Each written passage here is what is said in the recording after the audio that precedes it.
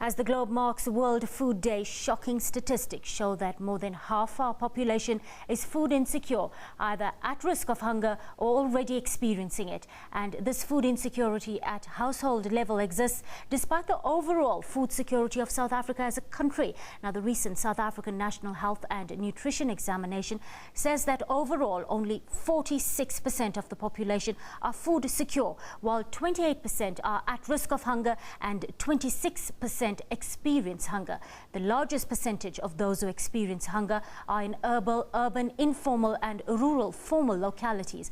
Well, Kate Hamilton is the Fund Development Manager at Food Bank SA, and she's on the line to us now. Good afternoon, Kate, and thank you for your time on the PM News Desk. Afternoon, and thanks for having me. Look, in a country like ours, we should not have people dying of hunger or not sure where their next meal is coming from. Yet that's exactly what's happening. Why is that, Kate? Well, Krishni, there are a number of different reasons why this happens.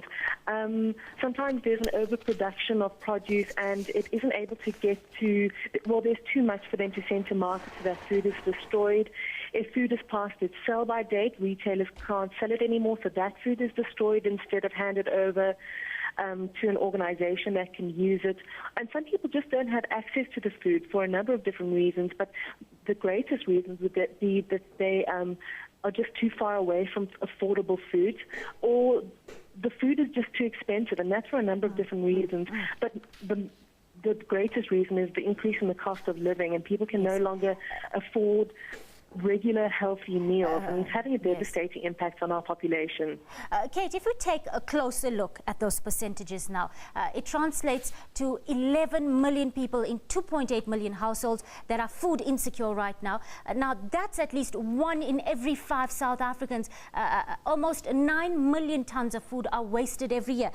Does this point to a problem with weak distribution mechanisms, perhaps? This is the reason why food doesn't even make it to the market, do you think? Well, I think that a lot of it is people. Shops, for example, are very health conscious. They have to be very cautious with what they put on their shelves, and also as consumers, we are quite specific about what we're willing to purchase. We don't want to buy a tin that's been slightly damaged or dented, even if the food is clearly not compromised. So I think what we need to do is we as consumers need to adjust our expectations. And if we are able to do that, then the shops can provide us with food that is maybe not 100% exactly perfect, but still completely edible and healthy.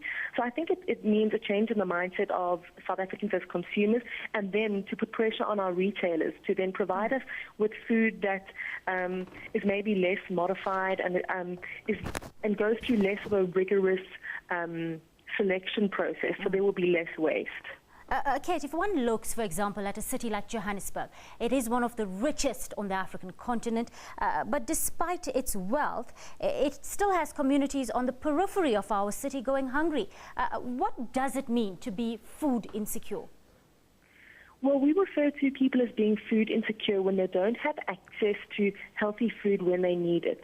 So, for example, a person living on bread or maize, that would not constitute food security, because you need to have fruit and veg and starch and proteins. So in order to be food secure, you need to have access to regular healthy meals. And I think it's interesting to note that while there are very disadvantaged...